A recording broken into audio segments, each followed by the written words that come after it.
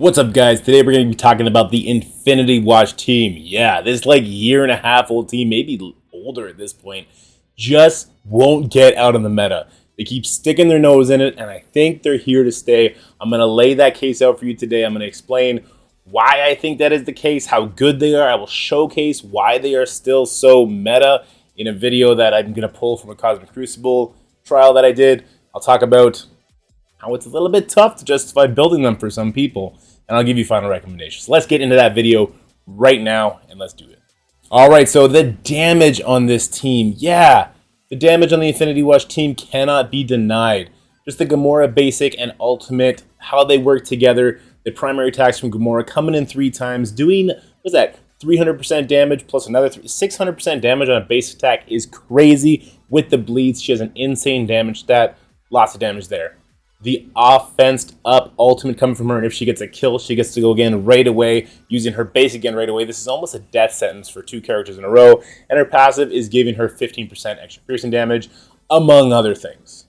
And now I'm hiding it, but the Nebula passive and skirmisher implications with it, she's assisting on every single Infinity Watch member's turn, unless there's a character like Morgan or Echo or Silver Samurai in there. She's doing 3% of the target's max health, as well as other damage, and most importantly, she's calling in an ISO attack from any of your other strikers. These characters have huge health pools. It does damage. Lots and lots of damage. Among other things, there's so much that goes on with this team, which is why they just can't get kicked out. The control on this team. Adam Warlock, again, basic, special, and ultimate. His basic will prolong all negative effects except for ability block and stun. He has a 2-turn ability block to the primary target on his special, but it's also going to go ahead and tag all villain protectors and just regular protectors after that, giving them 2 turns ability block and 2-turn disrupt for all protectors. It's unavoidable. It hits through dodge. This is one of the big reasons why this team is so impactful in the current meta right now. The ultimate, it'll attack primary targets for huge damage, applies stun to the primary target, and it'll jump at most 2 spaces and stun that target as well. Stun is king because stun stops a lot of effects. Like a stun on Red Hulk stops him from getting charges. Keep that in mind.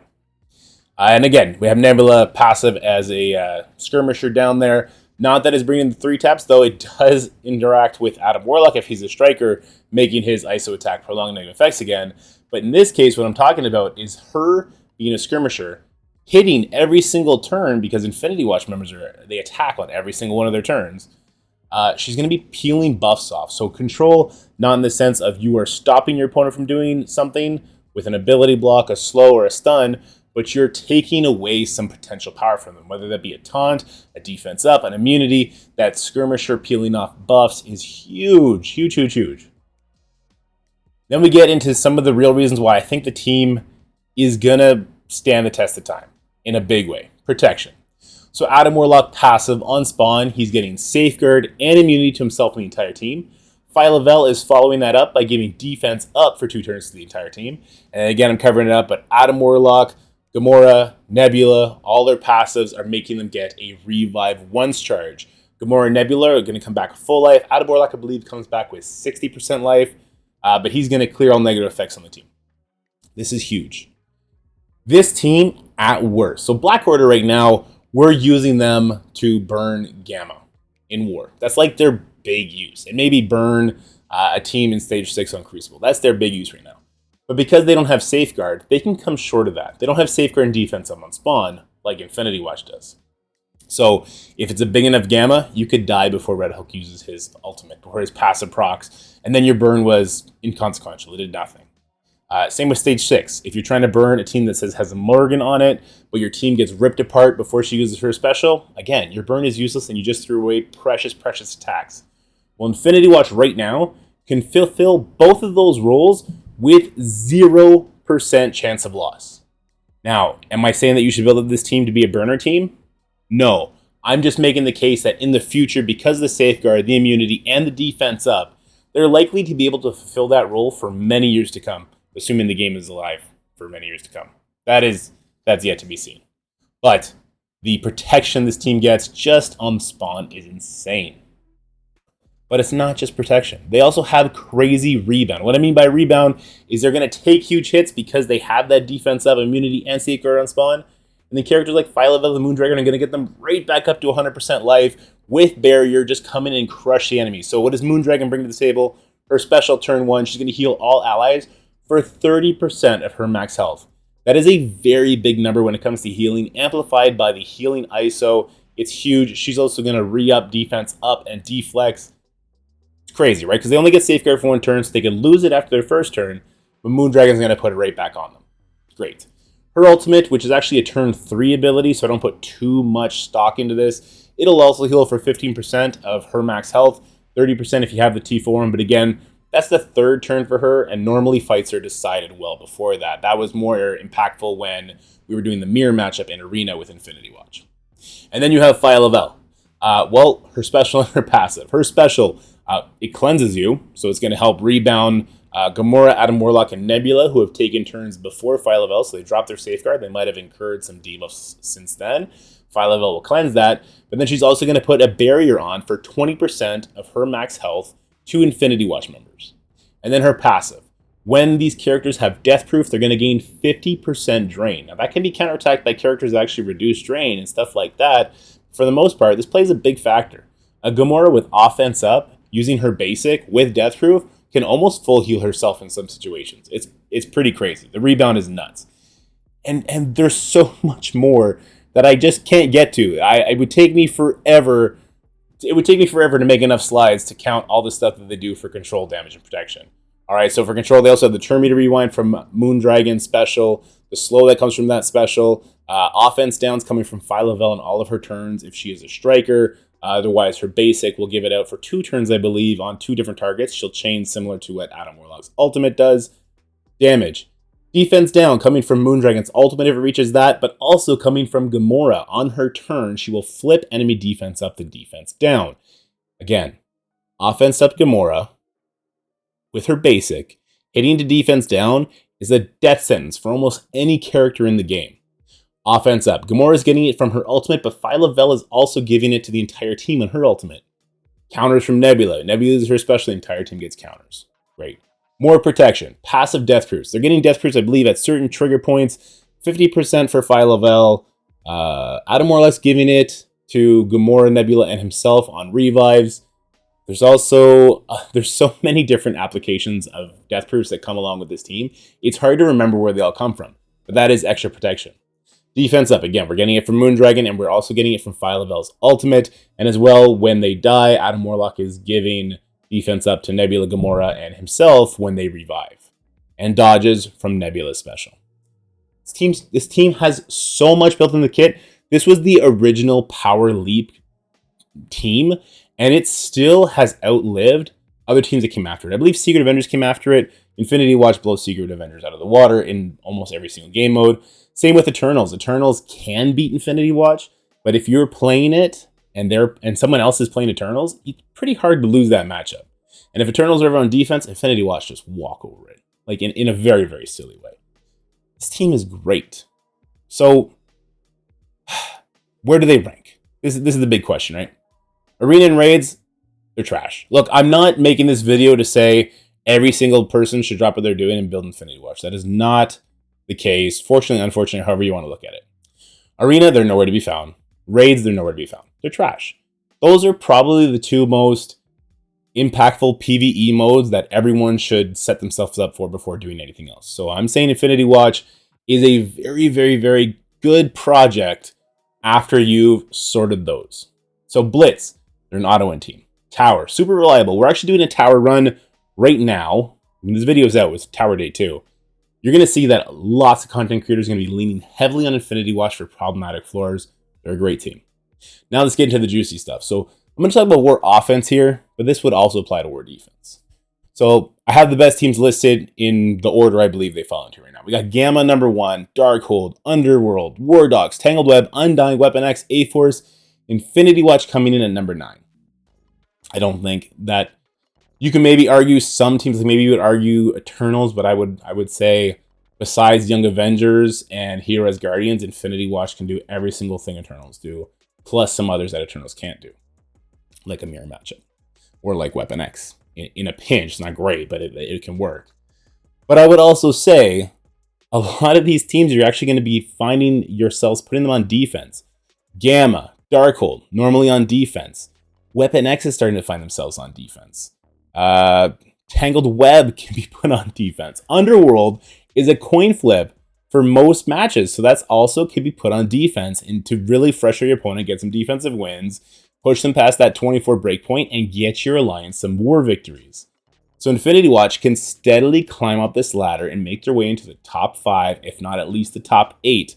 They are definitely still meta in war, both offense and defense. If you throw them on defense, it takes particular teams to beat the Infinity Watch team, particularly a mirror matchup. Let's talk about Crucible. So Crucible offense again. We'll talk about defense in a little bit. Unlimited, obviously the best team. Tangled Web, second best. We're probably going to be slotting in Masters of Evil for the next patch under here, so keep that in mind.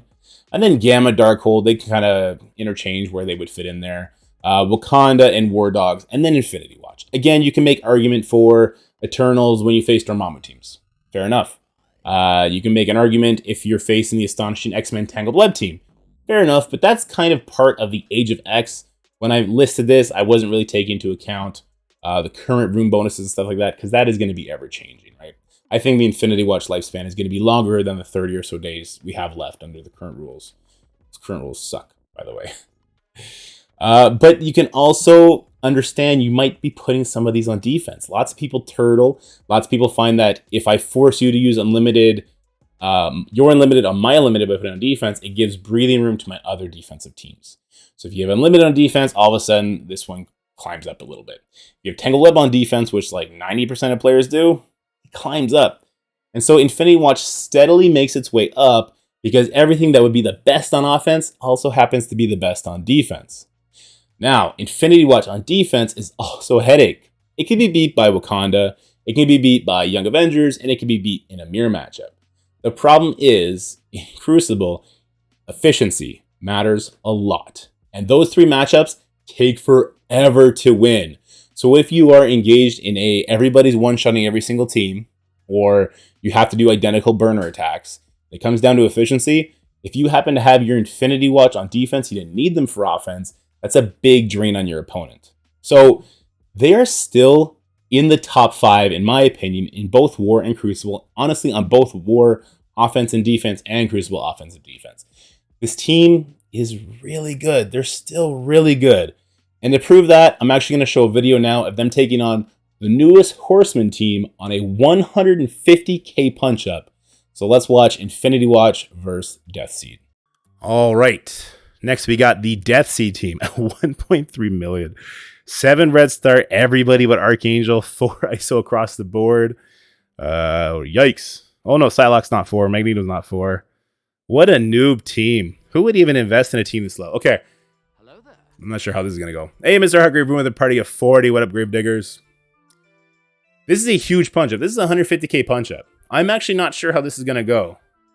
But I'm definitely going to take the fight because I've done a 150k punch-up in War. Different animal, though, with Age of X. We'll see how it goes.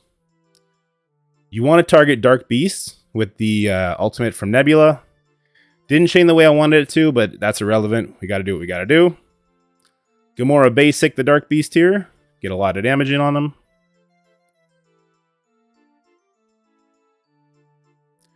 Oof. Oof, that's going to kill her. Is that her first life? Not yet. Not sure I like that offense down. I follow that up with a ability block on Nemesis. I do like that. Let's go ahead and get the cleanse and get the kill on Dark Beast. Maybe it's not going to kill him, but that's okay because then Gamora will come in and do some good work on him. We want to turn meter rewind the Psylocke. The reason we need to do that, Mirror died. Come on, Mirror. It looks like you didn't miss anything. We got to turn meter rewind the Psylocke, though, so that she does not proc the Age of X, steal all our rebirths or revives, and throw debuffs at us and give us nastiness, right? So we go ahead and we do that. And then we start peeling people apart. So let's go for it. We'll kill the Dark Beast. You can go for Nemesis or you can go for Psylocke. I'm going to go for Psylocke here just because I really don't want her to give people passives anymore. Let's get counters up now, even though that won't affect Archangel. His special cannot be counterattacked. But we kept our revives because we controlled the Psylocke, and I like that. Let's take out this Nemesis, or at the very least, cause him to lose that offense up. Oh, man. I want to... I want to stun... I think... leaving the character to die to bleeds is never a good idea. That's exactly what I just did. Will it pay off? Ah, yeah, it worked out. Worked out for us here. Normally doesn't. Don't recommend doing that. Yes, this is Zelda music. I'm a huge Zelda fan. There goes Archangel. So 150k punch-up seems plausible. I don't know how this would have went in Stage 6, but again, if you just never let Psylocke take a turn, it could be okay. So Infinity Watch, and I am going to be doing a video on Infinity Watch. Maybe this is also going to make it into the video about Infinity Watch. Still a team well worth building. At the very least, for Crucible and War, they're still a top 5, if at worst, a top 8 War and Crucible team, at worst. All right, so I hope you enjoyed that, but now we got to talk about it. What is the catch? There's obviously a catch, right? For new players, the biggest catch is going to be Adam Warlock and Moondragon. Adam Warlock is an old school legendary event. He requires, I'm hiding it, X Factor, so that is your Dad Bros, Polaris, and Multiple Man, and Jubilee. And I believe to get the 7-star, it's a gear tier 14, ISO level 5, green ISO level 5. And for the 6-star, you take away 1 gear tier, 1 level of ISO, and same thing for the 5-star. That sucks. That really sucks. And I'm actually pushing on Scopely a little bit to try and lighten up on the legendary front. I think any legendary pre-Morgan Le Fay should be like a 3-star unlock now. Maybe a 4-star if you really want to stretch it. But I think they should be a 3-star. I think we should want everybody to have all the teams so they can make their decisions and have fun with the game the way they want to have it. That's a topic for another video, though. And then we have Moondragon. She's node farmable, but unfortunately it's on Doom 2, which has those silly restrictions with various tags. Fortunately, some of those tags have actually gotten filled with some more useful characters now. Like, I know the nodes Doom 2.7 to 2.9 is like Power Armor, Black Order, and Hydra. Well, the good news is Power Armor, you got Iron Man. OG Falcon is a good plug and play. I don't think Vision actually has that tag, but if he does, that's also another good one. And then Hydra, you got Zemo, and now you have Winter Soldier. Great options there. There were some other issued tags. I think there's one, again, where it's like AIM, Sinister Sticks, and Hydra. Well, you can just lean on your Hydra, just get through those nodes by just bringing up your Zemo and your Winter Soldier to a respectable level. Because fortunately, those nodes are pretty weak when you think about the new level caps we have. Like, if you have a level 90 Winter Soldier for raids, he's going to help you a lot in there. And same with Zemo. If he's level 90, you can probably get through those nodes really easily. I think when we did those nodes, when it was fresh, level 75 might have been the cap, maybe level 80. But yeah, so that sucks for new players because you really do want the full Infinity Watch team to have the max benefit. I get it. And that's for new players. What's the bad news for veteran players who maybe have them mostly built up but not all the way built up? It's not an Apocalypse team. All the Scourges are now done, right? If you didn't build for the Scourges, well, the player pool of people competing for the ranked awards has actually dropped down now. So I almost don't see any reason to build those teams. Like, I built War Dogs for the Scourge event hardcore, but now that it's done and there's like hundreds, if not a couple thousand people outside of that 7-star, they got the 7 stars, so no longer competing for ranked awards. I don't know if I would put as much into my War Dogs on the second time around if I was in that situation. So not as interested there. So that's kind of good for the Infinity Watch team, but we're still building for Apocalypse, and we don't know who the strike character is going to be, but we have our Darkhold, Gamma, Death Seed, and Unlimited team, and Spider Weaver. And we need to build them up for Apocalypse. Or they need to be gear tier 16, so they need to be level 85 for that. 17 to get the full Apocalypse, so they need to be level 90 for that. They need the TL gear. They need the ISOs.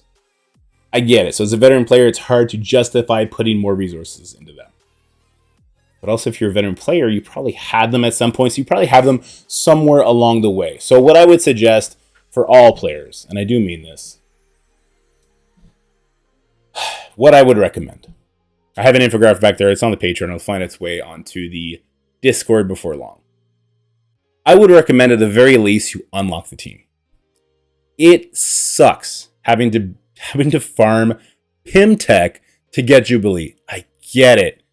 Hopefully, hope to God, Pimtech gets a rework with the new movie coming out. They have some prominence, so getting Jubilee won't be as hard. It'll just be a benefit, because right now Jubilee has no value. They are the new symbiotes. Axemen suck. As soon as Age of X is gone, they're going to be useless. Death Seed walks over the raids. It's going to walk over the raids at much lower stars for newer players than Axemen would in previously designed raids. Dad Bros and X Factor, they're a great war team. They're currently a great Crucible team, but again, Age of X is going to end, and that's going to stop. And when I say they're a great war team, they're a great B tier war team. They're also going to be out very soon unless they introduce a 5th character. So that one is also very tough. But I do suggest you get the unlock on Adam Warlock. Even if you just get him to that 5-star unlock, him coming in with that passive, giving you the safeguard and the immunity on spawn, Phyla-Vel giving you the defense up, you're going to have a very usable team. I think you want to level all of them to 90, because the damage stat buffs that you get from 85 to 90 or even 80 to 90 is huge. 5 red star promo them all. Don't use any gold promos. If I had to gold promo one of them, it would be Gamora, and I would stop at 6 red star. And I'd be happy with that. Gamora smacks. Essential T4. So on this infographic I have behind you, I'm covering most of it. I have a lot of T4s on there, but they're not all essential. Nebula Basic, you can skip that. What else? I had Phyla-Vel Special on there, you can skip that. There's a couple on there that you can skip. You just want anything that changes kit dynamic, pretty much. ISO Blue level 3. If you're doing the newest iterations of Doom raids, you should be getting lots of ISO Ions. That's good. And I would gear tier 16 Gamora.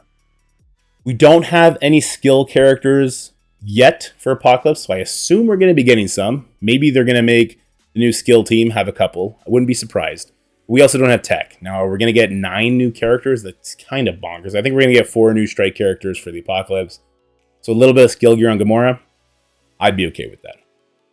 But anyway, guys, that's what I got to talk about for Infinity Watch. I know this video has ran a little longer than I intended. But they're a great team. And they kind of do deserve your resources if you want to do the fun modes like War Offense and Crucible Offense. Blitz, Auto Win, Tower. Tower is few and far between. They did upgrade this tower at least, so we're going to have better use for Infinity Watch there. It's going to be fun. We want to play this game for fun. And if I'm just being fully honest, Infinity Watch is such a fun team to play. They unlock a lot of options for players, and I would want to recommend players opt into that. Anyway, end of the video. Bye.